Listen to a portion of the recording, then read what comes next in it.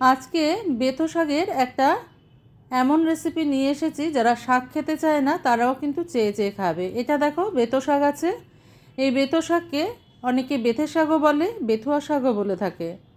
তো আমি এখানে 3 আটি পরিমাণে বেথে শাক নিয়ে নিয়েছি। এই বেথে শাকের জন্য আমি নিয়ে নিয়েছি শিম, দেখো টুকরো টুকরো করে কেটে ধুয়ে পরিষ্কার করে নিয়েছি, বেগুন, কুমড়ো, মিষ্টি কুমড়ো, আর একটুখানি আলু আর কড়াইশুঁটি, সব কিছুই ধুয়ে আমি পরিষ্কার করে নিয়েছি আর একই রকম সাইজে কেটে নিয়েছি। বেথো শাকটাও ভালো করে ধুয়ে নিয়েছি। এবার কেটে নেব। কড়াইতে দিয়ে দেবো পরিমাণ মতন সর্ষের তেল। যারা এই শাক খেতে চায় না তারাও কিন্তু চেয়ে চেয়ে খাবে। এই বেথো শাক খেতে এত সুন্দর হয়, তবে সম্পূর্ণ রেসিপিটা দেখলেই তোমরা কিন্তু এটা বুঝতে পারবে কেন এত সুন্দর হয় এই শাকটা খেতে। কয়েকটা বড়ি নিয়ে নিয়েছি, দেখো বড়িটা তেলের মধ্যে দিয়ে একটু ভেজে নেব, লাল করে ভেজে নিয়ে তুলে নেব এটাকে। এই বেথো শাক কিন্তু আমাদের শরীরের জন্য ভীষণ উপকারী, আর যদি একবার এইভাবে রান্না করো, আমি আগেই বললাম, যারা খেতে চায় না বেথো শাক তারাও কিন্তু চেয়ে চেয়ে খাবে। Welcome to my cooking channel Shatabdi's kitchen. Shatabdi's কিচেনে তোমাদের সবাইকে স্বাগত। নমস্কার বন্ধুরা, আমি শতাব্দী। তোমরা সবাই কেমন আছো? আশা করি সবাই ভালো আছো, সবাই সুস্থ আছো। শীতকালে এই শাকটা খুব পাওয়া যায়। এইভাবে রান্না করে একবার খেয়ে দেখবে, খেতে দুর্দান্ত হয়। এই বড়ি কটা ভাজা হয়ে গেছে, আমি তুলে নিলাম। এবার একটুখানি গুঁড়ো করে রাখবো ঠান্ডা হয়ে গেলে।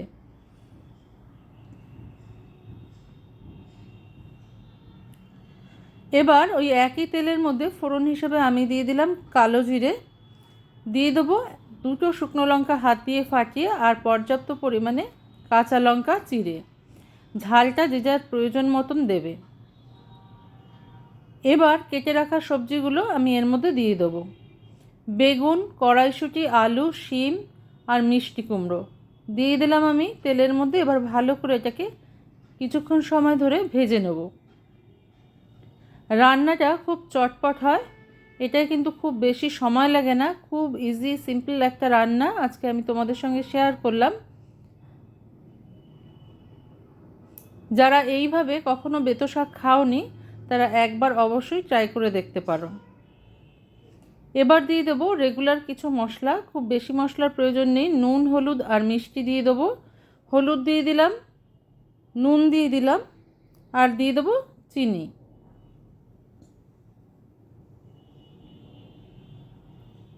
নিরামিষ রান্নায় চিনি হলে একটু ভালো লাগে, টেস্টের একটা ব্যালেন্স আসে, সেই জন্য খেতে ভালো লাগে। তবে কারোর যদি চিনিতে অসুবিধা থাকে আর না খেতে চাও, তাহলে এটাকে স্কিপ করতে পারো। সেক্ষেত্রে নুনের পরিমাণটি একটু কমিয়ে দেবে। এবার ভালো করে আমি ভেজে নেব এই সবজিগুলোকে।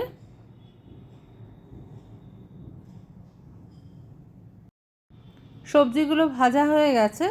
এবার আমি এর মধ্যে বেথো শাকটা দিয়ে দিলাম। খুব ফাইন করে আমি কিন্তু এটাকে কুচিয়ে নিইনি, কিছুটা কিন্তু গোটা গোটাও রয়েছে, দেখো এইভাবে শাকটাকে আমি কুচিয়েছি, এইভাবেই আমি দিয়ে দিলাম। অনেকটা শাক দেখাচ্ছে এখানে, কিন্তু নাড়াচাড়া করলে কিন্তু অল্প হয়ে যাবে। যারা জানো শাক রান্না করো তারা তো বুঝতেই পারো যে এতটা শাক কিন্তু নাড়াচাড়ার পর থাকে না, পরিমাণে অনেকটাই কমে যায়। এবার শাকটাকে খুব ভালো করে আমি রান্না করে নেব এই সবজির সাথে মিশিয়ে। কিছুক্ষণ সময়, মিনিট 5-7 সময় মেশালে কিন্তু এটা পরিমাণে অনেকটা কমে আসবে।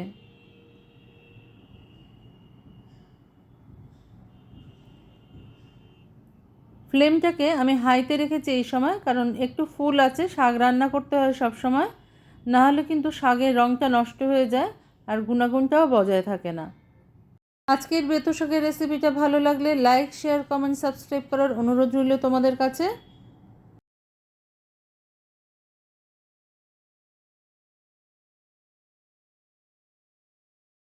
এই সময় প্রচুর পরিমাণে বেথো শাক কিন্তু বাজারে পাওয়া যায়। তোমরা অবশ্যই একবার এইভাবে ট্রাই করে দেখতে পারো। অন্যরকম অনেকভাবেই খাওয়া যায়, আমি আজকে যে পদ্ধতিতে দেখালাম তোমাদের, এইভাবে একবার ট্রাই করে দেখবার জন্য কিন্তু শেষ পর্যন্ত দেখতে হবে।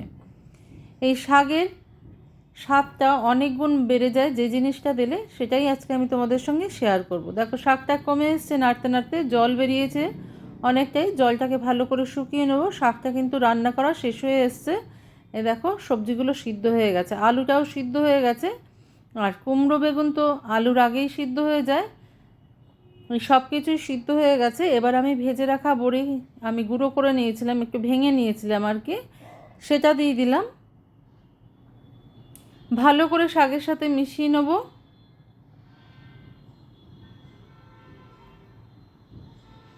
গরম ভাতে খেতে কিন্তু দুর্দান্ত লাগে বন্ধুরা, একবার অবশ্যই এইভাবে ট্রাই করে দেখতে পারো তোমরা। এবার সবার শেষে আমি 1 টেবিল চামচ ঘি এর মধ্যে দিয়ে দিলাম।